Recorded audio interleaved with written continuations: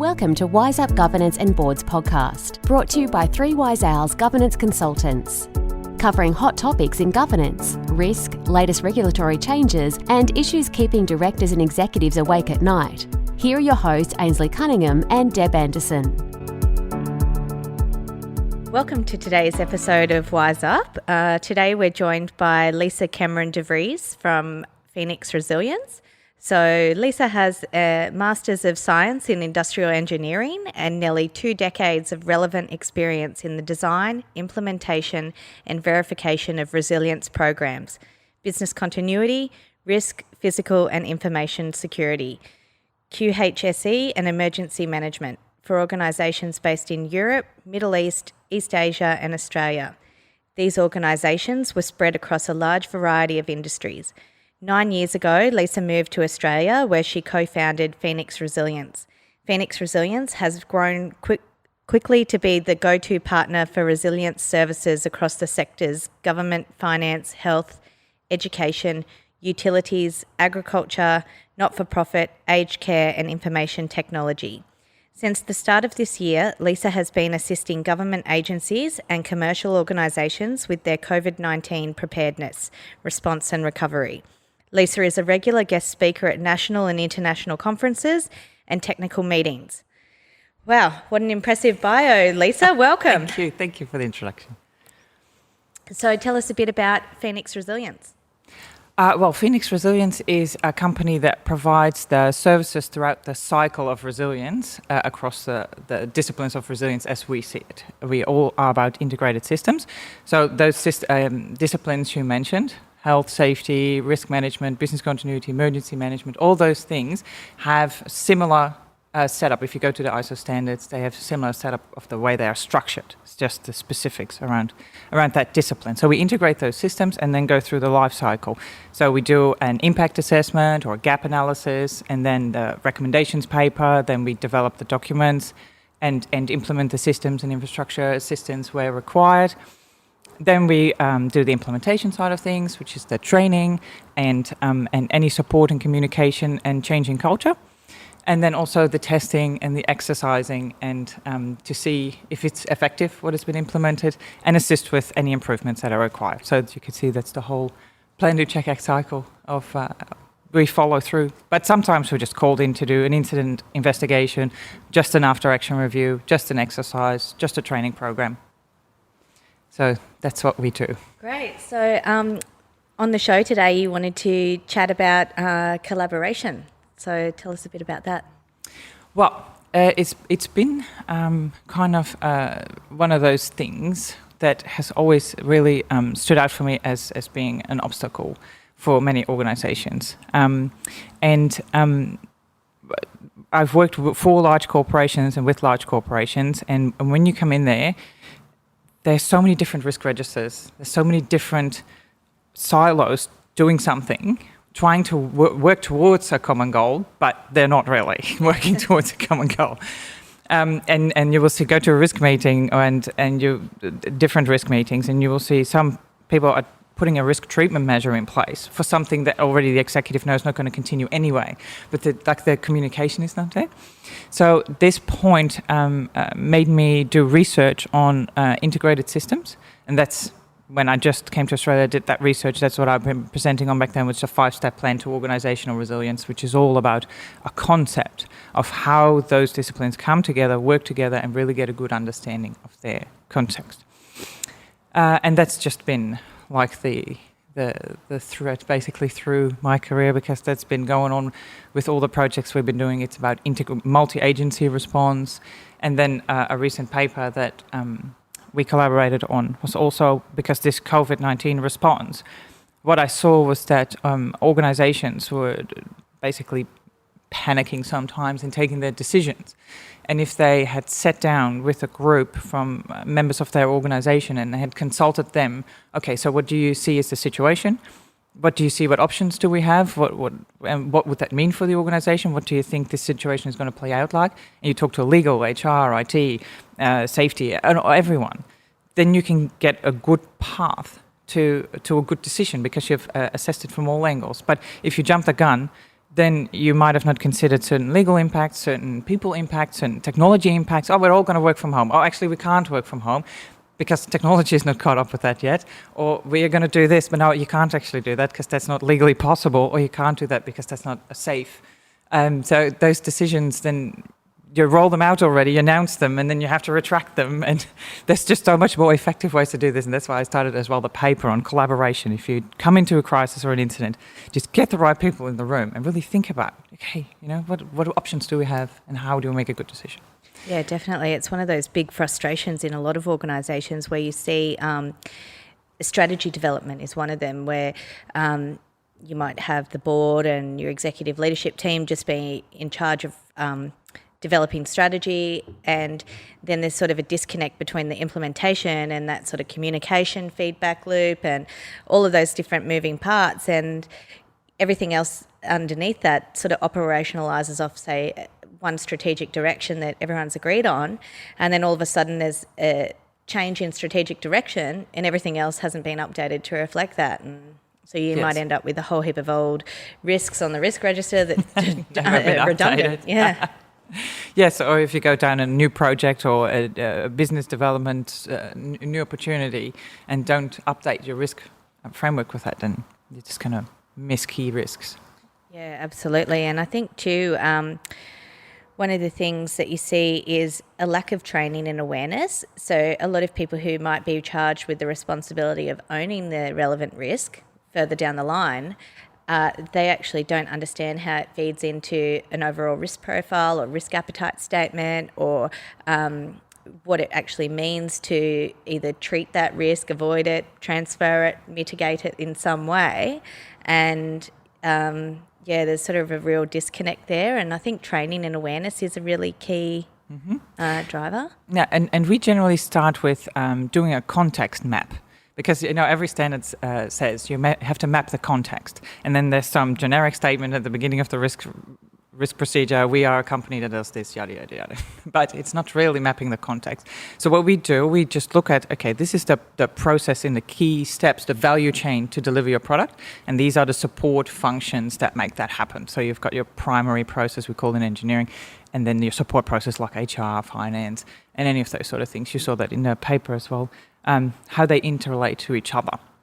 And if you can map that, then everyone can see how it fits together, and then you make people responsible for certain aspects of the risk.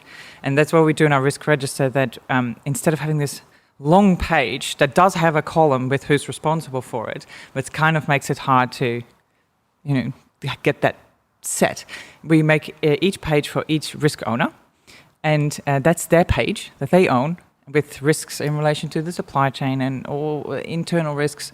But that's their bit, and they understand that in order to achieve these things or to treat those risks, they are dependent on others, because that's always how. But I don't totally own this. Yes, but you still depend on others. But by having that page, that they own that page. And then it's very clear, I'm responsible for this. It says clearly the scope, these risks are in there, and then they come together with that group, and everyone talks about their page, which covers the whole organization because you've done your context map. And they have to talk about and integrate those risks. So that's across business units as well as disciplines. So then you make sure that it's all integrated. Yeah, so definitely. And I think too, when you have the board sort of set the appetite from the top-down approach, and then you've sort of got this bottom-up approach for risk ownership, it's sort of the bit in the middle that's not really quite gelling. Mm-hmm. And as risks become splintered throughout the organisation, there's sort of no high-level owner. So as you say, if you have it sort of on one page, there becomes an ultimate risk owner to sort of have that reporting line back up to the board on risk appetite, and also tracking that to a strategic goal. And, at what point are you at risk of not being able to achieve your strategy? Yes. Is really where it comes back to. And that's always an interesting one, because, for example, take health and safety. On a strategic level, the executive are responsible that the resources and the time and the knowledge is available to maintain a health and safety management system, for example. That's a strategic objective. Now, the people then within their risk registers have to make sure that they don't introduce any hazards, and whatever they do, they mitigate their hazards. That's their operational level. So you can't say health and safety risks sit with the health and safety person. No, the the ability to have an effective health and safety management systems. That sits with the executive. So the risk is that they don't have one, or that it's not being achieved. And then that other component sits within each operational division. So I think that's a good way to explain it, because that's always a difficult one where people just go, "Oh, you're the health and safety. The health and safety sits here." Because if you look at those risks, because I used to work for a military contracting company, and we worked in very hazardous areas, like we worked operating in Afghanistan. So you're looking at risk. Now there's risk where we had multi-casualty terrorist attack, air crashes, incidents, supply chain disruption, product quality issues, all sorts of things like that go wrong. Those risks of those things occurring have an effect on your it could have legal impacts, operational impacts, financial impacts, reputational impacts. So you can't say that a terrorist attack sits in the emergency management side or something. Yes, that's the response, that's a risk treatment. But the risk of it occurring and having those systems in place, making sure that you're prepared, goes all the way from the top down. So in your experience, how do you instill, from a cultural perspective, the importance of risk management? I always try to make it relevant to that specific organisation. So we work with a lot of different organisations, from NGOs organising events to investment funds to power companies to so you have to contextualise it to that. So for example, take an NGO organising an event.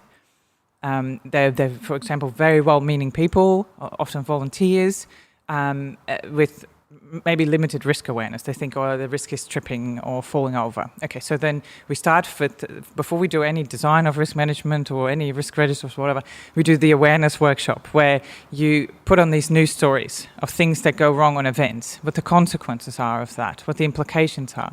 And especially for an NGO, if you're trying to raise money and unfortunately somebody tragically gets hurt in that process, that's your brand, you will never be able to, people don't want to give to a charity that's associated with such a horrible thing, so that's the whole future of your charity compromised by something that so could easily occur, because there's so many events and people so enthusiastically go, we'll all put so many people on a bicycle and just send them on their merry way. But there's a lot of risk that can come with that. So the organizations that we work with luckily recognize that. And then we get the rest of the team on board by doing first aid awareness and showing all these risks that are out there. And then they're quite going, for a bit there, they get the whole, this is terrifying. How are we going to do this? And then you take them on the journey to implement the risk treatment strategy. So you show them, okay, so which one are your highest risk, which one are lower ones. These are all the opportunities you have to treat your risk, and these are the things we're going to put in place. And then you start people to get excited about, okay, yeah, I'm going to do this briefing, and then I'm going to tell these people, and and I bought these safety vests, and people start to get really enthusiastic because they see their risk ratings drop, and then they get rewarded. Then that's what we always explain in management. Okay, that's excellent. So they get positive feedback for treating their risk ratings, treating their risks. And then you slowly start to see a whole risk culture. And those customers that, but we like to call it partners, because you start off, for us, it's an ongoing relationship of a friendship. But you come in there now, and people are excited to tell you about, we've now implemented this and that, and they've just taken your ideas and on a whole next level of risk treatment. And that is just so good to see. I've literally seen the biggest doubters of risk management get completely enthusiastic about risk management and seeing that it has a benefit for their organization, that you actually, because people during these risk meetings get the opportunity to also to share some of the concerns that they have. And they are really good concerns, as in everyone should be aware of that, because you can easily do something about that when you raise it in a meeting 3 months before the event. But some people they wouldn't raise it if they didn't get that platform. Because, nobody wants to be that person that says, are you sure about that? If the CEO is really excited about an idea.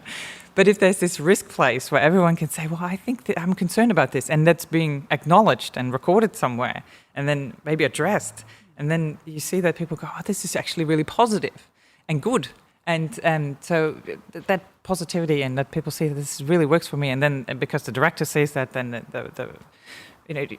it works through everything, and they see that there's positive outcomes, and that they see the value increase of their own business because they're mitigating all these risks. So I think that's really what it's about.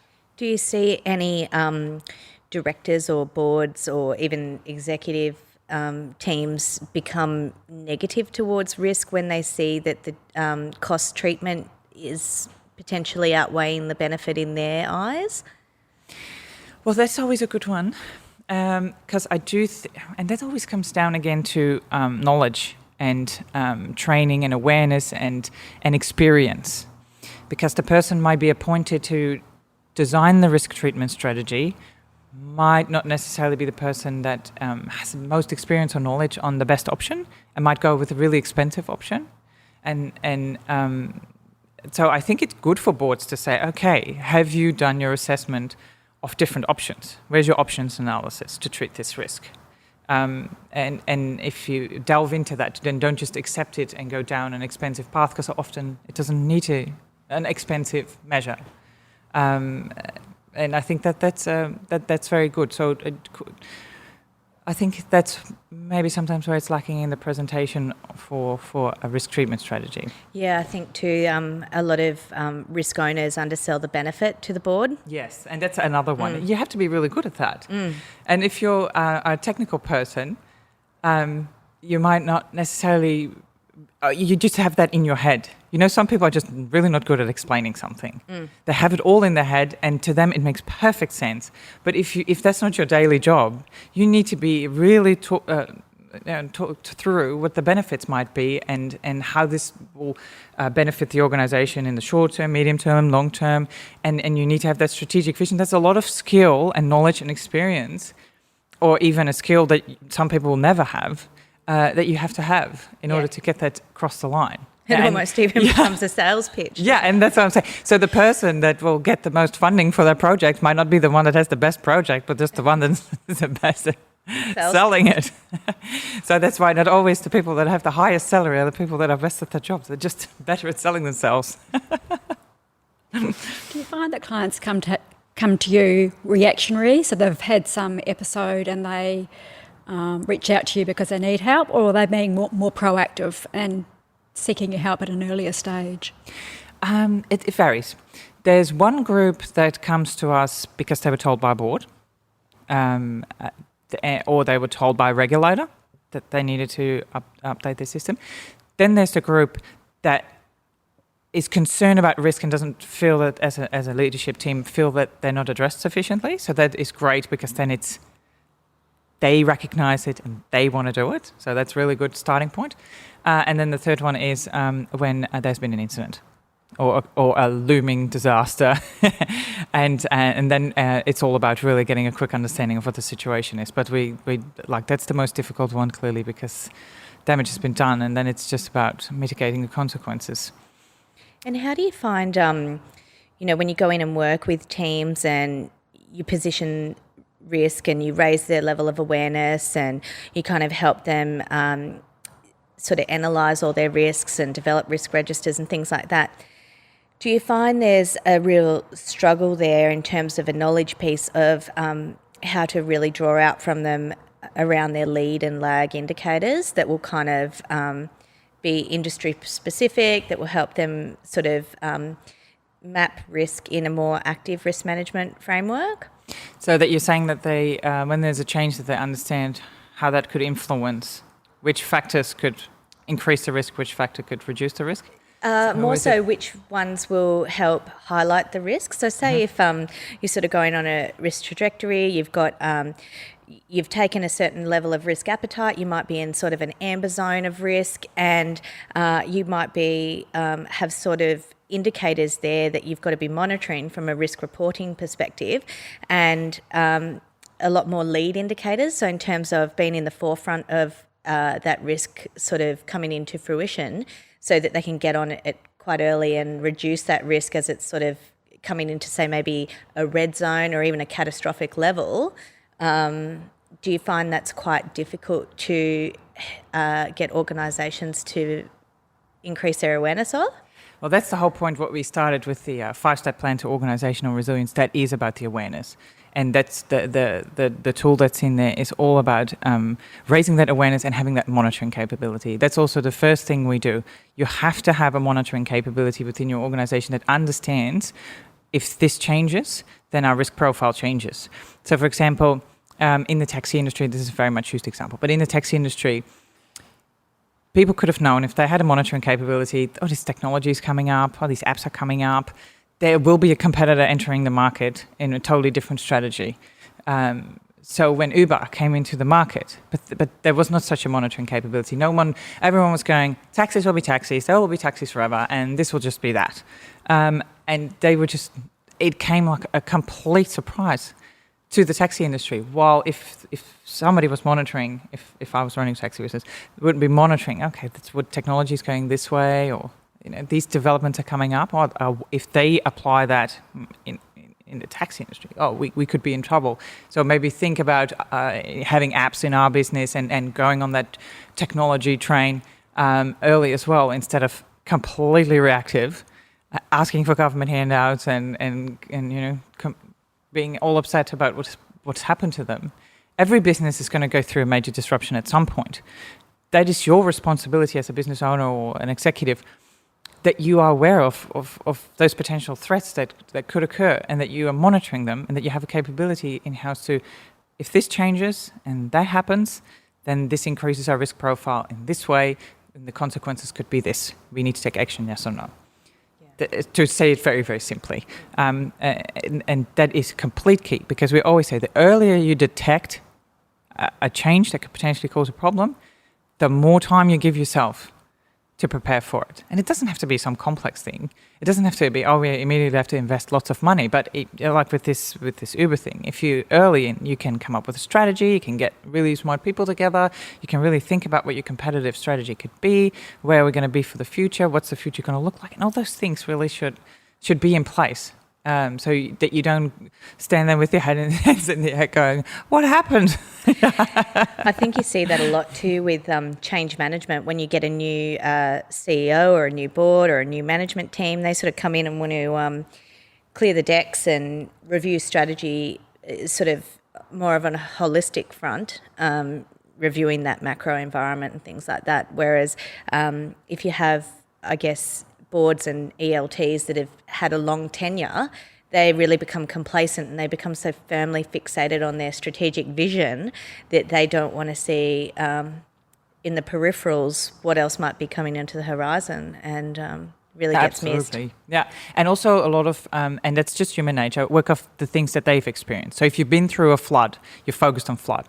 If you've been through a terrorist attack, you're totally focused on that. If you've been through this experience of a cyber attack, for example, then you know what needs to be in place to be prepared for a cyber attack. If it never really happened to you, then, you kind of, it's difficult if somebody comes to present to the board, yes, we put this and this in place, to really scrutinize that. If you've not really been through it, because you don't really know what maybe the right questions are to ask.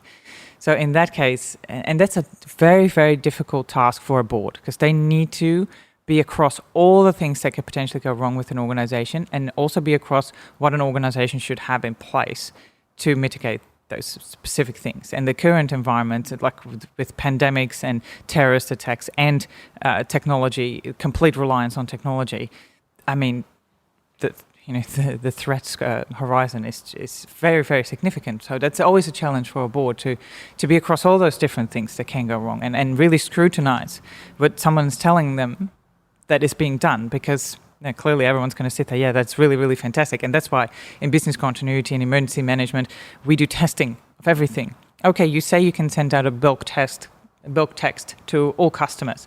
Okay, well, can we test that? Or at least to the whole incident management team. Can we test that actually works? Or when we send everyone home to work from home, can we test that actually all those people can log in at the same time and have access, and they can function? And does that really, really work? And when most, I would say maybe 99 out of 100 times it doesn't. Yeah, absolutely. I think a lot of organisations just do, desktop or soft testing of their BCP and DRP, except they don't really actually do that sort of hard live tests regularly, or if at all. It's just been enforced on everybody recently, though, hasn't it? Yeah. How effective is your BCP? Was your BCP? Yes. Now everyone will, and then that's the thing now, because everyone in an executive role and a board role has now been through this. They've seen it. So now all of a sudden they realise, especially now, the importance of a good, robust business continuity plan. that is ready to deal with a disruption of any size and scale and complexity.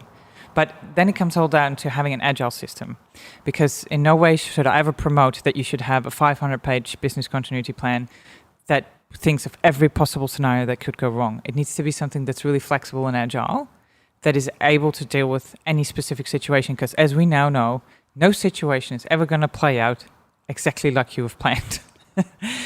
And so where people said, oh, no one will ever be sent home for 2 months, or no one, the internet will always be here, or those sort of things, your business those assumptions that are being made.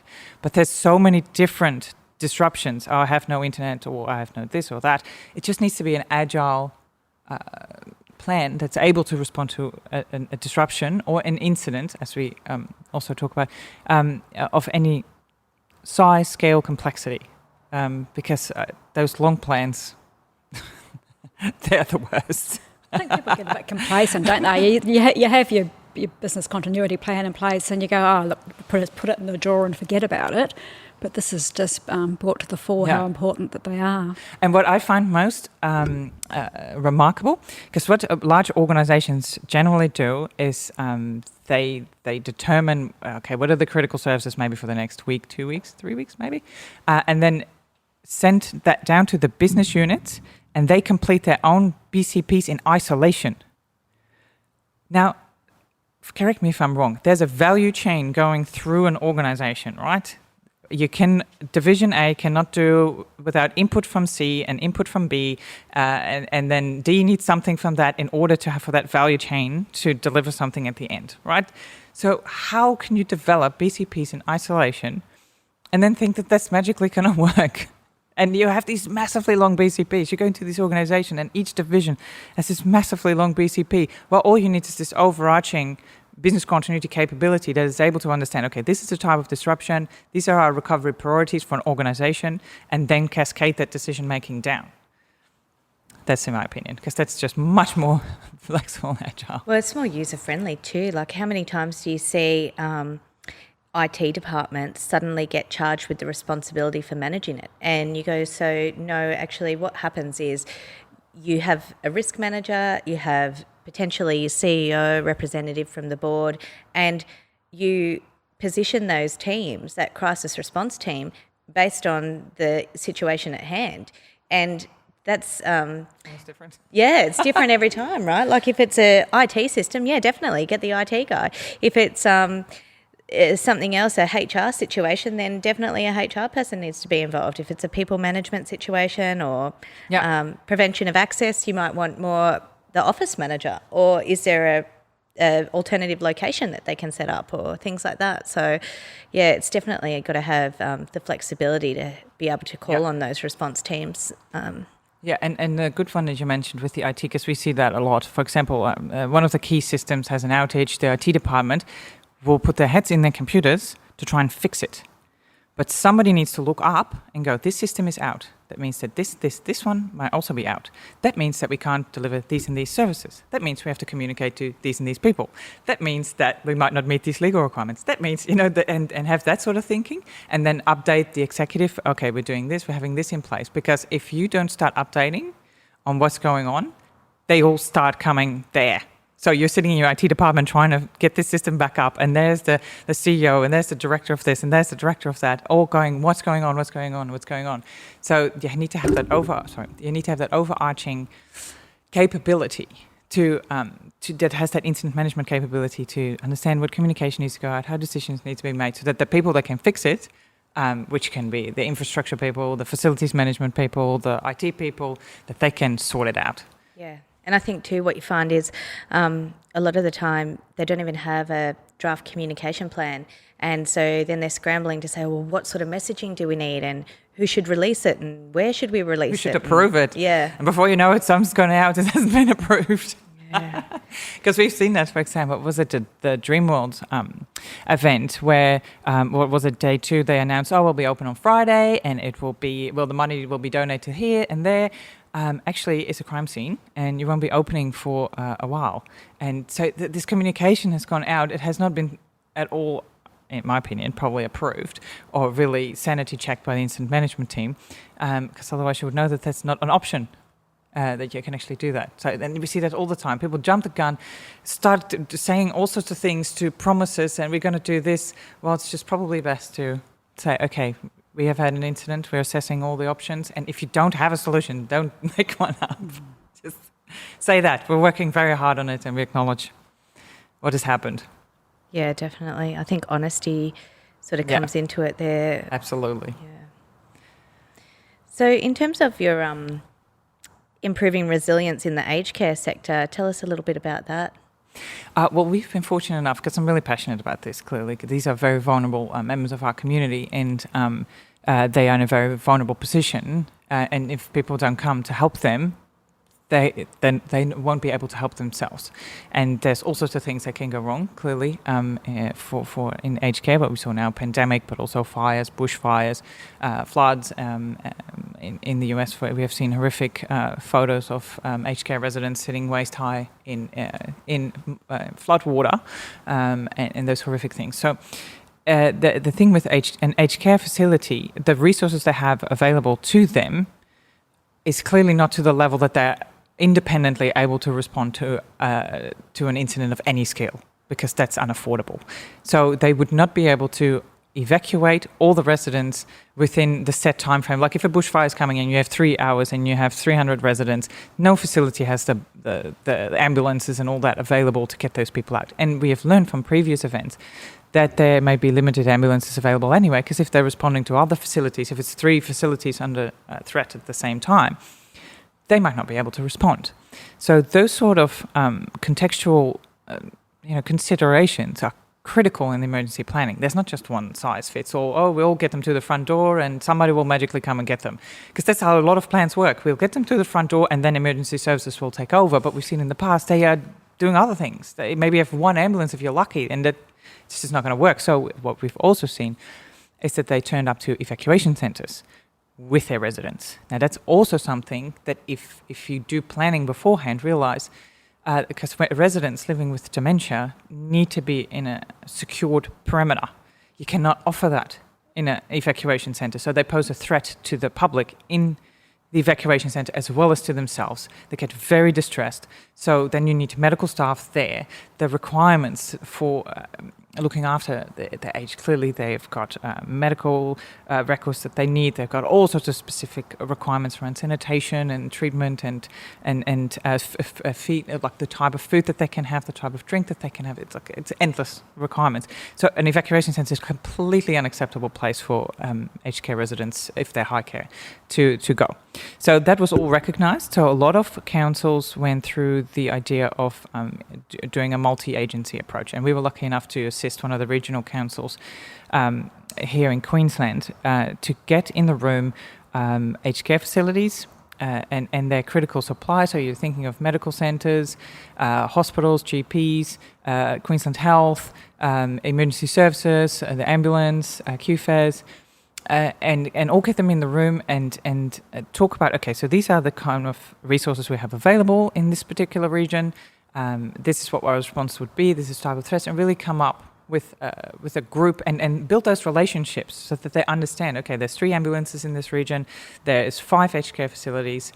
If there's a large, like a flood coming through at a rapid pace, we'll be pretty much on our own. So can we maybe collaborate between the aged care facilities? Because for this particular case, there was a river in the middle, and if it floods, the staff for the one facility is on the one side, but the staff for the other facility, so if their staff either can't come to their facility, but if they could share with the other facility, they could keep them running, right? So those sort of things you only identify by sitting all together in a room. And the same with medical centres, and how you can do workarounds if there's a disruption with food supply and any of those sort of things. So when COVID-19 was starting to come on the radar, we got that same group together and came up with an incident action plan for this particular scenario, and where all the contacts are in there, this is our responses, and that they're all on the same page, and you report to health like this, and if you have an issue, we set in different levels of criticality in their response. So if you're running out of PPE, then you get to this level of criticality. If your staff gets sick to this much percentage, then you get to, so that all aged care facilities have a a rating of their criticality so that the local disaster coordinator can see, okay, this is where I'm at, kind of a dashboard, I suppose, and can see which aged care facilities are starting to struggle so that you can be really proactive in coming up with measures instead of somebody rings one day going, I'm run out of all stock, all my staff's sick, I need an evacuation now. So like we saw at the Earl Haven facility, no one was aware what was going on there until the staff walked off the job, literally left those people behind, and somebody called the emergency services. Not even those people, somebody.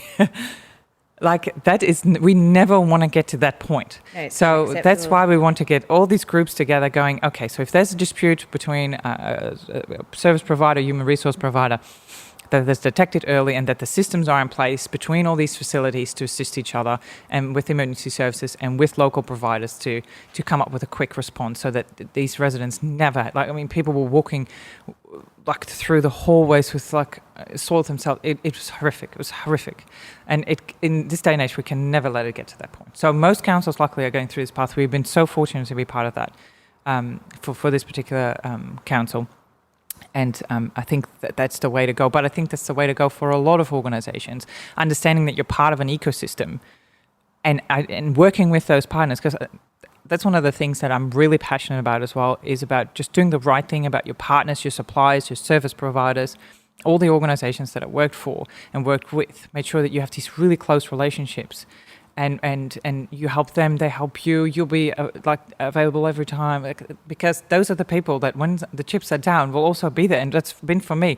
I needed a graphic design on Saturday night for a proposal for Monday morning, and because I have such a close relationship with all our partners, I can get that done. But they would do this. I would do the same for them if they need me for something else. And I think that ecosystem where you all need each other to get to the other end. I think that's recognizing that is very much crucial in how you survive and thrive through crises. Absolutely. I think you see that, like in New York and Central Park, where they've had to, they set up the makeshift hospitals and things. So yeah, absolutely. that was probably not in anybody's ever planning. No, or mass graves in New York. Yeah. Who would have ever, and not even in the worst pandemic movies, horror movies that we've seen, would you ever see that sort of thing you have to consider? Yeah, and you see the, the funeral directors and funeral parlours talking about their capacity as well, saying that, they don't even have enough coffins and supplies themselves, and you just don't even think of the ripple effect down to that granular level. When you're planning for these sorts of things, you never plan for those sorts of things. But that's the point. So if you have an incident management capability that is really good at that, so to understand, okay, these are going to be the consequences, we're going to have lots of deaths. In order to process those, what do we need? We need, what do you call it, the processing homes, you need the graves, you need this and that, and you understand all those resources that you would need. Then you identify how much do we have available, are there any gaps, what do they need in order to achieve their outcomes? And are there any gaps? If you've done that there and you map that clearly with a centralized incident management team that has the authority to deal with it, then you can be proactive. Yeah. And now you're reactive, because all these new problems keep popping up and they keep going, I hadn't thought of that, I suppose. But you would have had lead indicators earlier on and earlier Absolutely. detection processes to go, okay, well, we knew we only had this many funeral parlours in the area. They all have this many coffins. And so now as we see an increase and spike in death rates, then we know by default we're going to need X amount more and start preparing getting for that early. And that was exactly what Australia did really, really well. They tried to flatten the curve early so that, because they knew if this hits this target of deaths, we need this many of this, we need this many of that, and they started to get that all in place, keep the curve flat and get that all in place, that if it hits, we've got it already. And that was really, really, hats off, that disaster management was excellent. I think too they realised quite early on they didn't have enough PPE to even facilitate this. No. So if that plan didn't come off, maybe plan B or C or D was not going to ever be effective because they just didn't have access to it. So then you actually end up seeing an opportunity in the market for other suppliers that might not have even, new entrants that using their 3D printers and developing safety masks, and gin companies developing hand sanitizer and, thinking outside the box and really just seeing that opportunity to fill those gaps. And that's what I find the wonderful thing of any disaster. There's always an opportunity linked to it. And that's why it's so important for organizations to understand, okay, this looks really, really bad, but what are we good at? And how can we, like the very old example, for example, of Holden. It used to be a saddlery company, like making saddles for horses and stuff. And then very successful. But then the car was introduced. So nobody needs a saddle. So they could have gone, that's the end of us. Let's pack up, go home. But then they started thinking, okay, so what are we really, really good at? Okay, good at working with leather. Okay, well, we started making the seats for the car. And that's how they become Holden, right? So, and that was until recently very successful here in Australia. So that's the thing of thinking, okay, this looks really bad, but I can really turn this to my advantage by just feeling really smart about what the opportunities are. What are you good at, and how does that work in this particular situation? Yeah, it's when that saying, never waste a crisis, comes into play, doesn't it? Yeah. But that's really, really good.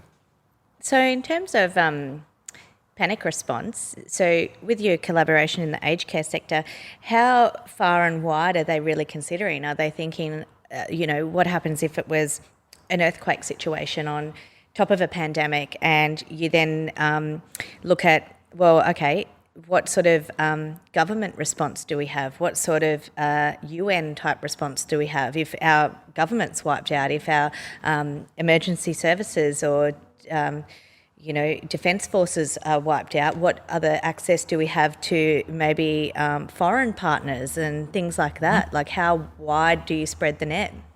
Well, luckily in Australia, they've got excellent escalation criteria and procedures. So if the local council runs out of resources, then it goes to the state. If the state, then it goes federal. If federal's running out of resources, then it comes internationally. And they've got that mapped out really, really well in Australia. So we're fortunate for that. If you have operations in other countries, it might not be that way. And then you really have to think about, okay, if we have a large-scale disaster in this particular country, what does that mean? Who would be able to respond? How do we liaise with them? So have those relationships pre-prepared, that's all I'm trying to say, so that you understand if there is a crisis of a certain scale of complexity or type, then I would need these sort of partners to liaise with. But if it gets to this level, I would need these sort of partners to liaise with. So if you go to Australian levels, you would make sure that you have those Australian escalation levels and organisations, which are very clearly explained in all the disaster management plans. That's excellent, very well communicated, but in other countries you would have to really work out the local context. And how does that work too? Like if you're, a partner to a foreign country, they've got a disaster and you've deployed your assets there, how does that work then when you might need to call them home? It's sort of a conflict of interest because you want to keep them at home, but how are the capacity levels really measured in that situation as well?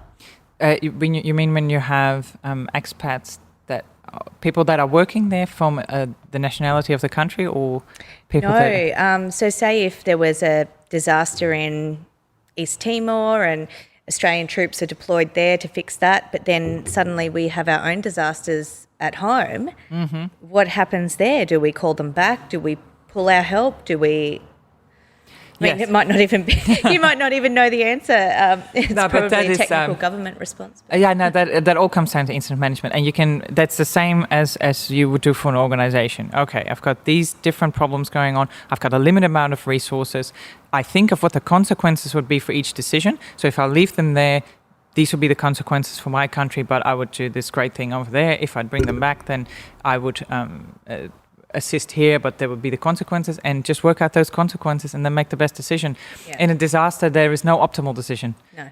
You just make the best decision with the best information that you have at that point in time, and you have to be quick about it, because the longer you wait, the less options you have available to you. So that's the difficulty, the conundrum between time and options. It is. It's the capability, the capacity, the resource, and that's a constant juggling act in incident management. Absolutely.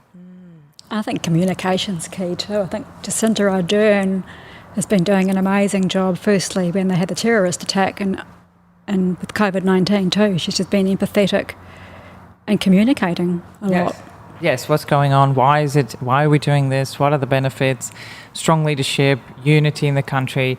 I think Australia did an all right job as well, but there are certain other countries you can see if the leadership is constantly changing its mind, or it's not clear, or it's not even supporting what health officials are saying, then you can see that it all starts to fall apart very, very quickly. You need strong leadership. You need consultative leadership. So you do need someone in a leadership position that, again, consults all the different experts, considers all the different options that you have to respond, what the consequences are of that, and then takes a decisive decision and runs with that, and really explains to the community, to all stakeholders what that means, and that we're going to stick with this, but it will be great at the end because these and these are the consequences. Very good understanding of why decisions are being made. Yeah, and it's that real leading change piece, isn't it? Yeah. 100% input and 100% agreement, and Yeah. So yes, she does an excellent job of that. Absolutely. I think too, she made the decisions quite quickly early on. She could kind of envisage that it was going to play out the way it did, and took the hard lines straight away, instead of sort of, I guess, just waiting and sort of anticipating what might happen and allowing it to become a bigger problem. Yeah, she has great insight of consequences early on, because I think a lot of people, especially in COVID-19, could not believe that this could be the case. So waited way too long, because Australians are like, oh, it'll be right, that'll never happen, it'll be fine. But it wasn't, and that's where, again, those indicators that you can see that something going down a certain path, that you act on those early. The earlier the better. And have you seen some really poor examples of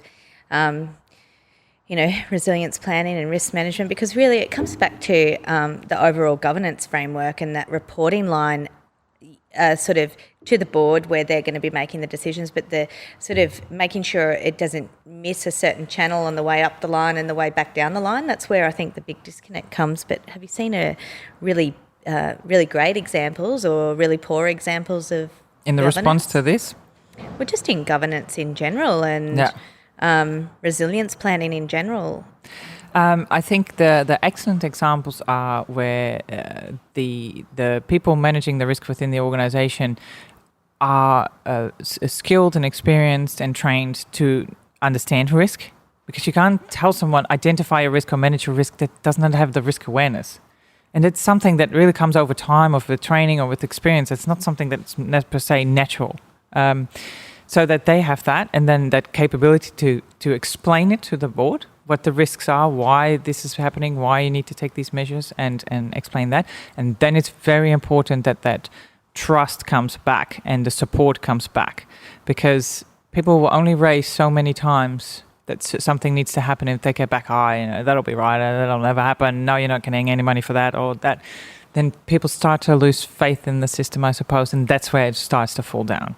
Because then the board doesn't hear about it anymore, because people think there's no point anyway, or for the leadership team there's no point anyway, they don't really care anyway, and then it just doesn't work. So it's that really knowledge and understanding and ability to explain it up, and then the support and understanding down. And it doesn't mean you just have to throw money at everything. You have to scrutinize it. Absolutely, you have to scrutinize every idea, but you do have to make sure that you support. And if you don't give funding for a risk treatment strategy, then really explain why. We have really considered it. It's excellent that you brought this forward, and we do understand that there's a risk there. We think it's under the risk appetite, because we can put this in place, and with these measures, just clear communication around that. I think that's where it works really, really well. If you don't do that, it really starts to fall down. Yeah, they might just want to accept the risk as low as practical at that time, and maybe just transfer it by obtaining an insurance, which might be cheaper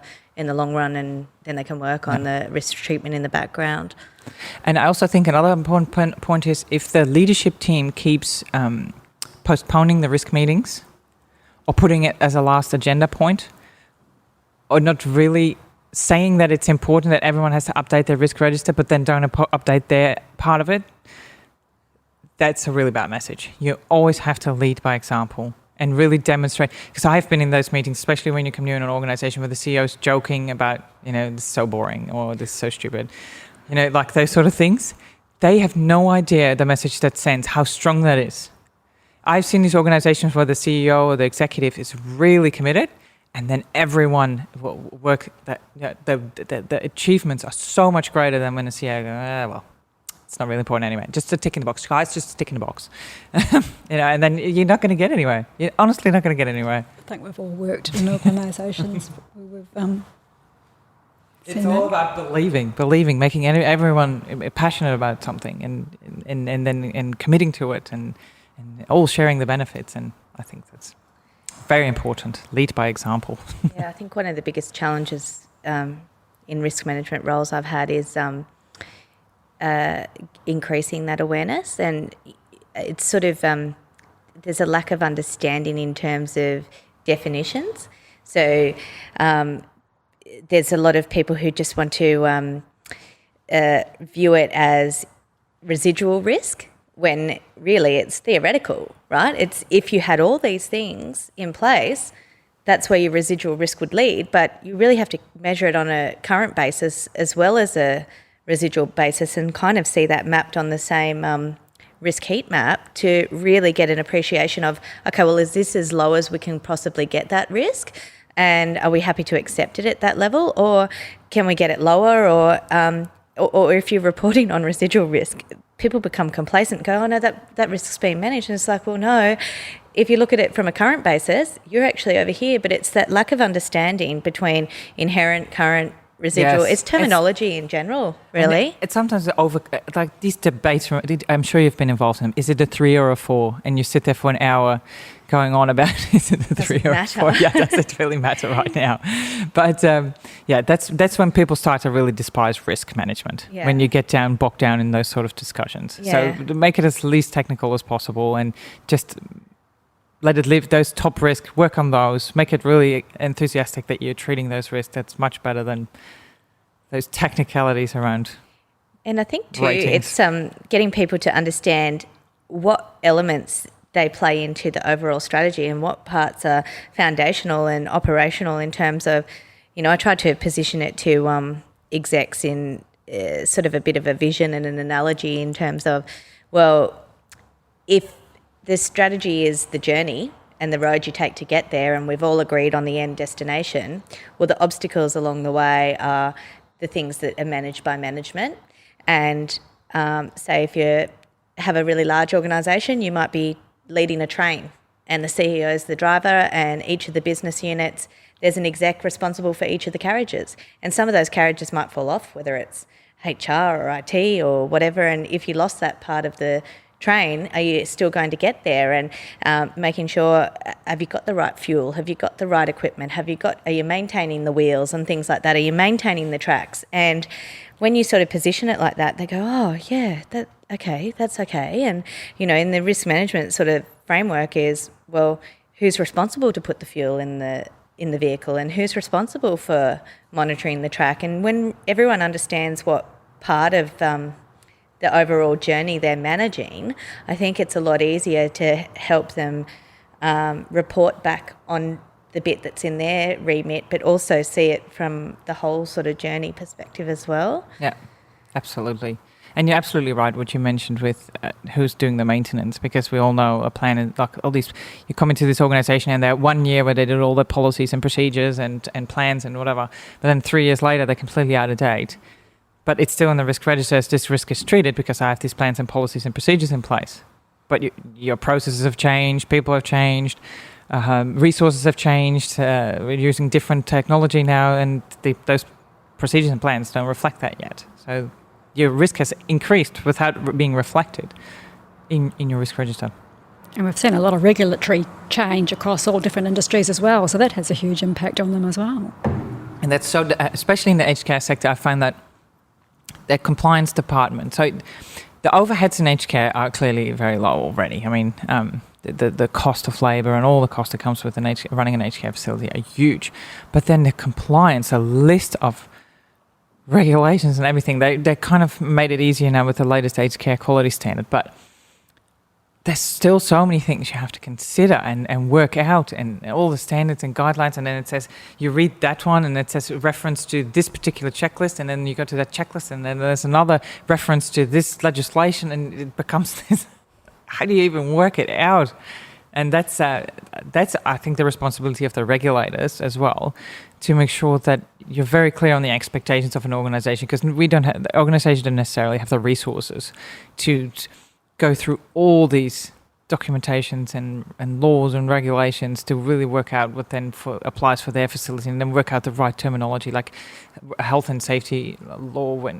So I employ people, but a contractor, where they sit, and you have to try and work that out. It's just so complex. They don't necessarily have the systems either in place to be able to monitor those. No, and that's what I'm saying. Like the finance industry, that's we're also working in with the latest Commission of Inquiry. That is the Royal Commission. That's all the changes that came out of that, to try and stay on top of that. It's so difficult. That's a difficult one. And I think too, you find a lot boards become complacent. They become so focused on financial risk and profitability that they forget to think about the non-financial emerging risks as well. And it was highlighted in the Royal Commission, culture and climate change, and not necessarily in the Royal Commission for that one, but climate change and modern slavery reporting and all those other things that they don't even consider as risks until they're knocking on their door going, well, this is potentially reputational damage, penalty damage, regulator relationship damage, erosion of trust, increase of public scrutiny, all those things.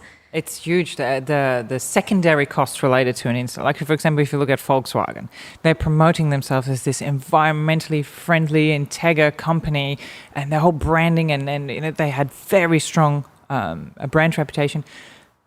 And then they get found out for something that is clearly all the way to the top, because something does not accidentally come into a car. No. And that is clearly, okay, we're not environmentally friendly. We're actually trying to trick you to make it look so environmentally friendly. That completely undermines how we look at this brand. So they have to fix the problem of those things being in cars. They have to fix their reputation. They have to have legal fees through the roof. It affects on every aspect of their operation, and on a strategic level, for something like that. And it's not easy to fix the reputation either. No. You've got to rebuild the trust all over again. Yes, and that is something that takes so long to rebuild, to build trust, and then something like that where you just lie to people, blatantly lie, and the regulators, you're lying, and that's difficult to recover from. But the secondary costs of such an incident are significant. So I guess for organisations that don't necessarily look at resilience and risk management and business continuity planning and want to obtain independent assessments or advice, what sort of are the top 3 tips that you could give those types of organisations to at least increase their awareness initially? Well, first I'd like to say the organisation, one of our customers that I got through the whole cycle with, started with risk management. In the risk management, we identified, okay, there's certain aspects of health and safety we need to improve, certain aspect of quality management we need to improve. So those risk treatment plans got into play, that we have to treat these risks. So they started to treat those risks, and then they actually wanted to expand their business in a certain in a certain direction. And because they had all these procedures already in place, they had a fantastic risk management procedure that was written. They had their governance arrangements around that. They had their procedures because of the quality management system. They could put on all their safe. This proposal went out in like a day because they had everything done already.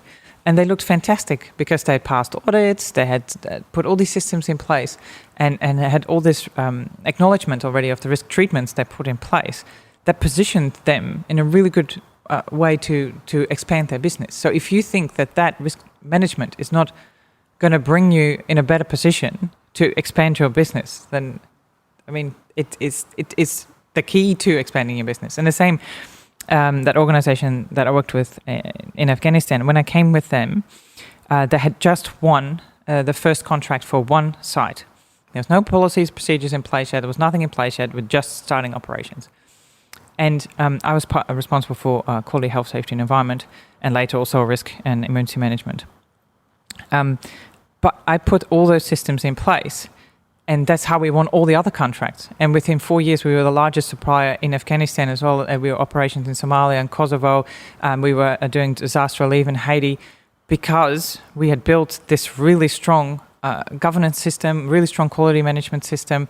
We were actually speaking on international conferences on how good our system was and how clean the fuel was, because we could prove it. And the management and the leadership really supported that, put the resources into building that system and looking at all the data that was coming in. So we had KPIs not just for the quality of the fuel, we had KPIs for procurement, finance, just the overarching for the business. We had management reports, all came on a quality management, and we implemented the improvements and cascaded it back down. So we used that whole system to build the business from just one contract to contracts across multiple countries, multiple projects. And this stuff has value. This stuff puts you in an excellent position. And also we had an incident once where there was an air crash and they thought it was the fuel. And they come into your facility and we had all the checks and balances done. All staff was trained, all equipment was calibrated, samples were retained, daily checks were done, everything was in place. They could see records and reports dating back 3 months, so we were cleared straight away. And that's where the value comes in of those sort of things. It always sounds like, it's just a paper-generating activity, it's just so...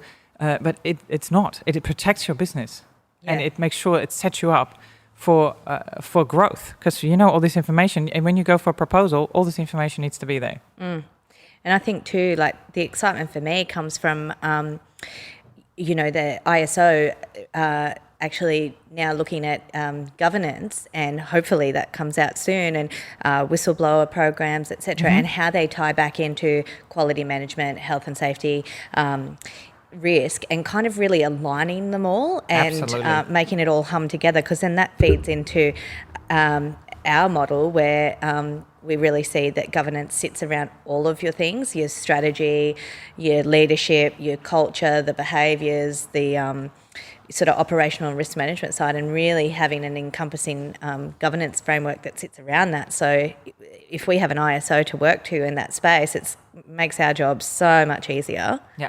Absolutely, because then it's very clear what the steps are, what needs to be done. Yep, you're compliant. And then you can also get that tick in a box. Because in most of the countries that are operated in, there's not that much regulatory monitoring going on. So they want customers want some confidence that you're doing the right thing. So then they'll start asking for ISO certificates. Because at least they know someone went in here, someone checked something and found it okay. It's better, at least you have some sort of assurance, right, that the right thing is being done, better than somebody just saying, yep, we've got great systems in place, because we all know you can say anything. It's been validated. Yeah, it's been validated, so that's very important. Well, I think that probably wraps up where we're at today, and thank you so much for coming on the show, Lisa, and sharing all your valuable insights. It's always great to speak to someone who feels as passionate about risk and resilience and governance as much as what we do. So thank you so much. Well, thank you very much for having me. I really enjoyed it. Thanks, Lisa. Thanks, Lisa. Thank you. That's all for today.